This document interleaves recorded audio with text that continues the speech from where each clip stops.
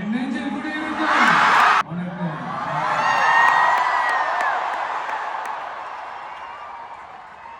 எல்லாரும் எப்படி இருக்கீங்க?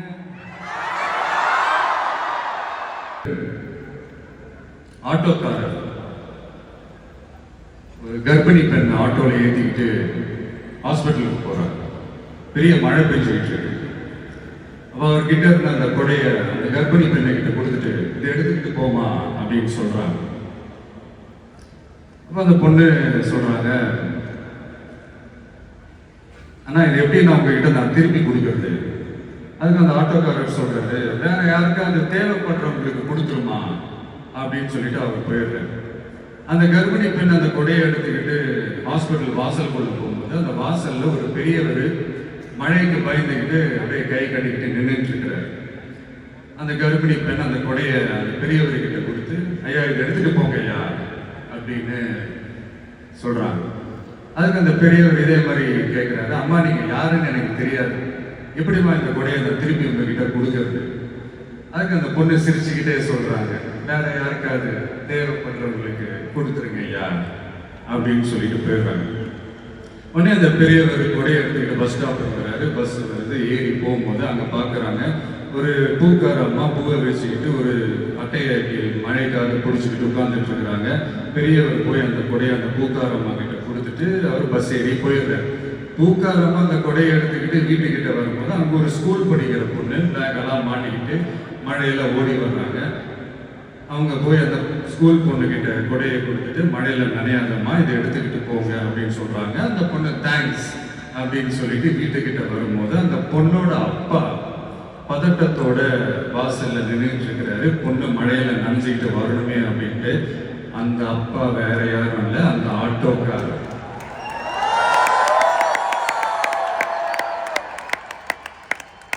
அந்த குடை அவரு கொடுத்த குடை. So the moral of the story is,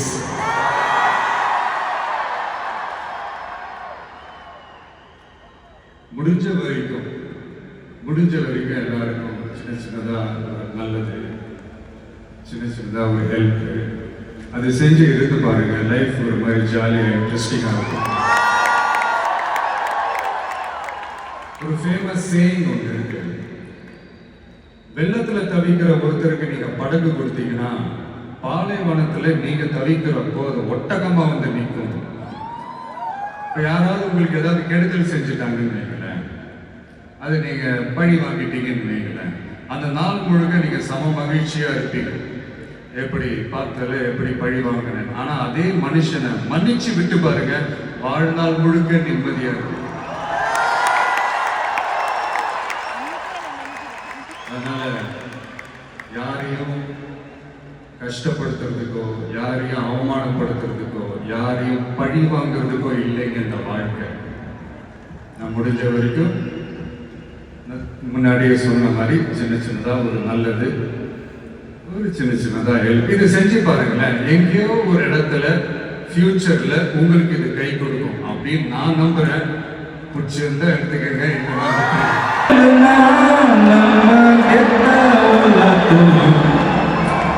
ஆமா அழுக்கா இருப்போம், கருப்பா கலையா இருப்போம், ஒன்னா உசுரா இருப்போம், புலிகள் இருக்காங்க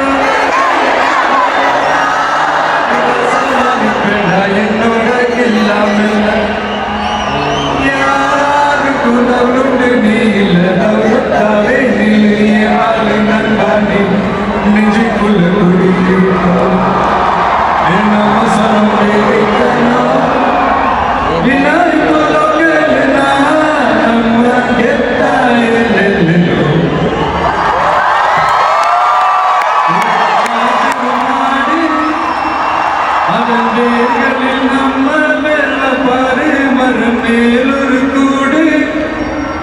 அதன் தாய் வழி சொந்தம் இந்த காடு. ஜாதி பேதம் லேதையா, நீங்கள் ஸ்நேகம் போல் மண்ணில் எங்கும் அண்ணன் கண்டில்லாமோ செய்யா. ஒருதன் வாரானே